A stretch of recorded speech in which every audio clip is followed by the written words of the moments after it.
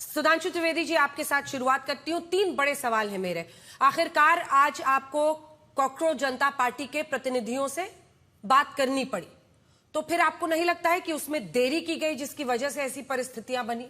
दूसरी तरफ, क्या आप ये बताने की स्थिति में है कि क्या जो 3 मांगे उन्होंने रखी हैं उस पर किस तरह का समझौता सरकार और सीजेपी के प्रतिनिधियों के बीच में हुआ है? और तीसरी बड़ी बात, क्या आप बड़े पैमाने पर, मतलब क्या ये मान रहे हैं कि ये सिर्फ सीजेपी के प्रदर्शनकारी थे या फिर आप इसको छात्रों से भी जुड़ा हुआ देख रहे हैं? देखिए, पहली बात, सरकार किसी भी मुद्दे के ऊपर और विशेषकर छात्रों और युवाओं से जुड़े हुए मुद्दे पर पूरी तरीके से संवेदनशील है, सतर्क है, सजग है।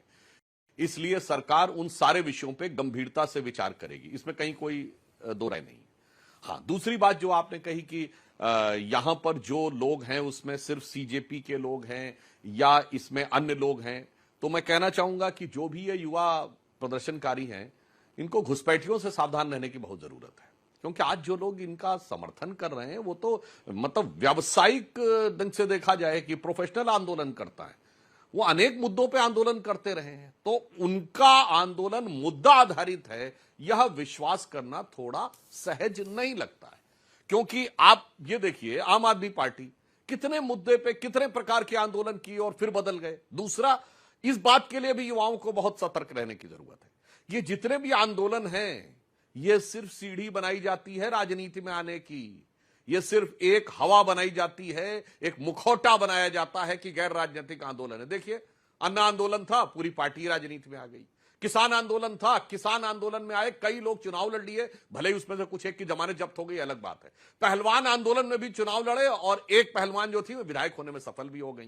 तो अब ये सीजेपी को तय करना होगा कि वो राजनीतिक मंच के लिए अपना कंधा देने को तैयार हैं या नहीं, या उनको इतनी समझ है कि नहीं। तो यहां पर एक और बात भी कहना चाहूंगा जीना जी, भाई मुद्दा अगर है, हाँ जी, कौन सी ऐसी पार्टी है जिसने कभी ना कभी आंदोलन नहीं किया हो? आप सुधांशु जी अपनी ही पार्टी को देख लीजिए, चाहे आपने राम मंदिर आंदोलन किया हो या फिर आपके कई नेता जेपी आंदोलन में शामिल हुए हो, हर पार्टी तो इसी तरह से आगे बढ़ती है। कोई भी पार्टी देख लीजिए, एलजेपी को देख लीजिए आप, जिसमें रामविलास पासवान जी हो, या फिर आप मुलायम सिंह यादव जी की पार्टी को देख लीजिए। आपने जो बात कही मैं बिल्कुल स्पष्ट करता हूं, जेपी आंदोलन कोई गैर राजनीतिक आंदोलन नहीं था, सब लोग पहले से राजनीति में थे। राम मंदिर आंदोलन देश का इकलौता आंदोलन है जिस आंदोलन का कोई नेता कभी राजनीति में नहीं आया। उस आंदोलन में महंत नृत्य गोपाल दास जी से लेके अशोक सिंघल जी से लेके मोरोपंत पिंगले जी तक कभी नहीं आए। अडवाणी जी पहले से राजनीति में थे, उमा भारती पहले से सांसद थी। तो यही एक अंतर है। जिन लोगों ने कहा हम गैर राजनीतिक आंदोलन कर रहे हैं, सब मुखौटा लगा के खटाखट राजनीति में आने गए। चलिए, आज भी मैं पूछता हूं कि अगर मुद्दा शिक्षा व्यवस्था है तो यह बताइए, संसद को उखाड़ फेंकेंगे, इसका शिक्षा व्यवस्था से क्या लेना देना? मोदी का लास्ट डे होगा, इसका शिक्षा व्यवस्था से क्या लेना देना? मोदी को पीटेंगे, इसका शिक्षा व्यवस्था से क्या लेना देना? अच्छा ये बताइए, ये प्रेमानंद महाराज पाखंडी हैं, इसका शिक्षा व्यवस्था से क्या लेना देना? मेरा लिंग मेरी आजादी, मेरा जेंडर मेरी आजादी, और वो ढपली वाले लोग आ जाते हैं आजादी आजादी। भाई साहब, इसका शिक्षा से क्या लेना देना है? जरा मेरे बता दें मेरे को, हमारे विपक्षी लोग। अब कोई इस ढंग की वाहियात बात करता है कि सीता के पति का नाम लेके नीता के पति का काम कर रहे हैं, भाई साहब इसका शिक्षा से क्या लेना देना है?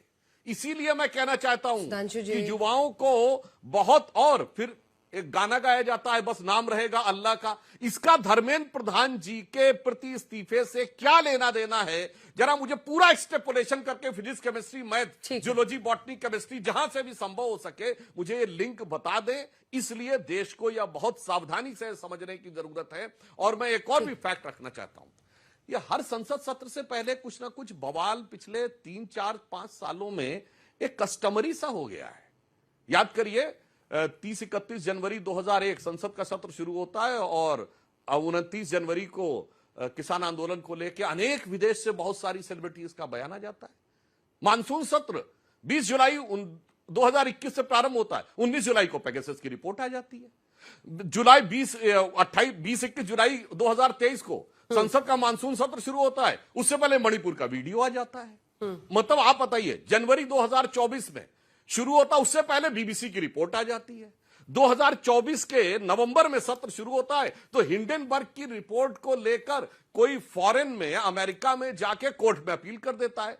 तो जरा ये लिंक भी दीजिए, सिर्फ महज संयोग है कि सीधे संसद सत्र से एक दिन पहले या 2 दिन पहले विगत 4-5 सालों में, मैंने उदाहरण और डेट के साथ कोट करके तो ठीक है सुधांशु जी, सुधांशु जी कह रहा हूं कि लेकिन पेपर संदेह है नियत को लेकर। पेपर लीक तो आपकी सरकार की देखरेख में हुआ ना, वो तो किसी विदेशी ताकत ने कराया नहीं। अब वो मानसून सत्र के पहले होना था तो हुआ। एक आखिरी सवाल है सर जिसका मुझे जवाब नहीं मिला, फिर मैं अन्य मेहमानों के पास जाऊंगी कि आखिरकार तो बात आपको कॉकरोच जनता पार्टी से करनी ही पड़ी ना, बात तो करनी ही पड़ी, पहले से क्यों नहीं ये संवेदनशीलता दिखाई? देखिए, जिस समय सोनम वांगचुक जी वहां पर बैठे हुए थे धरने पे, और वो पहली बार तो नहीं बैठे, वो तो वहां लद्दाख में भी बैठ चुके थे और वहां लेके हिंसा भी हुई थी। तो यहां फिर मैं कह रहा हूं, वहां मुद्दा कुछ और था, यहां मुद्दा कुछ और है।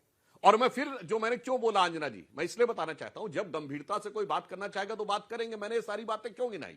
पेपर लीक अगर मुद्दा है तो ये यही नारे हैं जो पिछले 5-6 साल में सीए के प्रोटेस्ट से लेके, किसान आंदोलन से लेके, पहलवान आंदोलन से लेके, सारे आंदोलनों में यही वाक्य, यही शब्द, यही शब्दावली, और कुछ तो वैसे जो कभी नहीं बोले गए, जैसे मेरा जेंडर मेरी आजादी, जंग के हर घर से हिडमा मारोगे, भाई सब क्या है? घुमा फिरा के आंदोलन कोई भी हो, नारे यही के होते हैं। सवाल तो यह है, और चेहरे वही होते हैं यानी चेहरा भी वही है और आवाज भी वही है, सिर्फ मुखौटा बदलता है। क्या आंदोलन चलाने वालों को ध्यान रखना चाहिए कि पिछले दरवाजे से मुखौटा लगाए हुए लोग आपके आंदोलन को यूसर्व करने के लिए आ रहे हैं। चलिए ठीक है, अब गुरदीप सप्पल जी आप विपक्ष की तरफ से मोर्चा संभालिए, उसके बाद से सांसद राजीव राय जी और भारती जी के पास चलेंगे।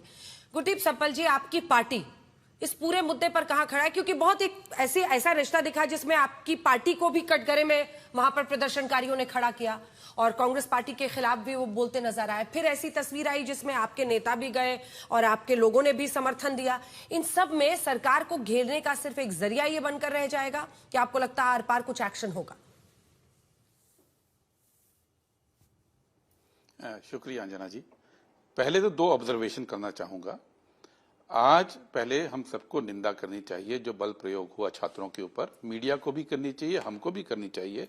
और जो तस्वीरें ऑफिशियली जारी हुई पार्लियामेंट से कि रेडी टू शूट एलएमजीज और असॉल्ट राइफल लेके जो पैरामिलिट्री फोर्सेस के सैनिक खड़े थे, उनकी फोटोग्राफ जारी की गई।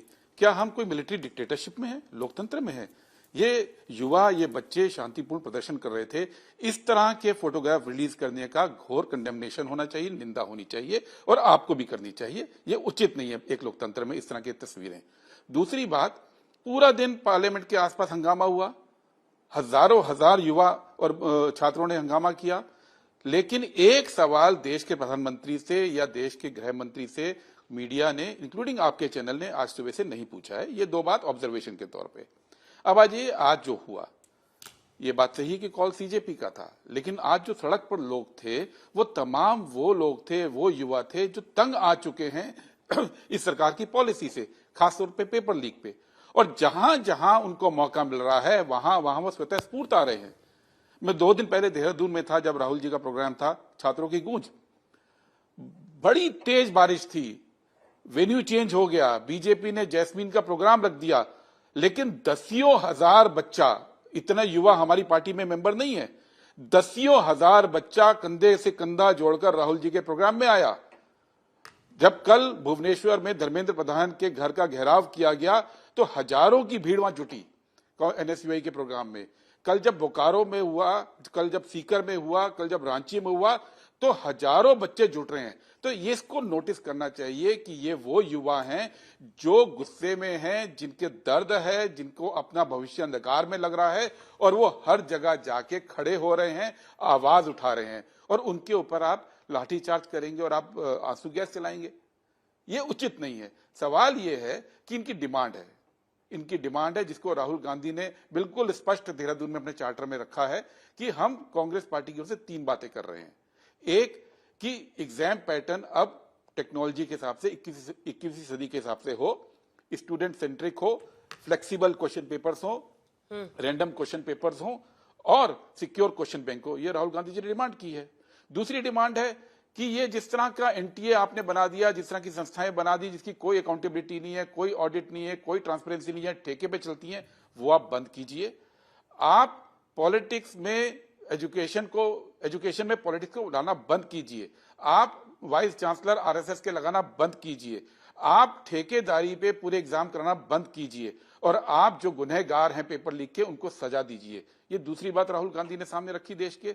और तीसरी बात कि जिन बच्चों की आत्महत्याएं हुई हैं, जिनको नुकसान हुआ है, उनको आप कॉम्पनसेशन दीजिए, उनके री एग्जाम तुरंत कराइए। ये हमारा चार्टर ऑफ डिमांड है। और चौथा कि धर्मेंद्र प्रधान को इस्तीफा देना चाहिए। अकाउंटेबिलिटी, आज प्रधानमंत्री ने बोला सुबह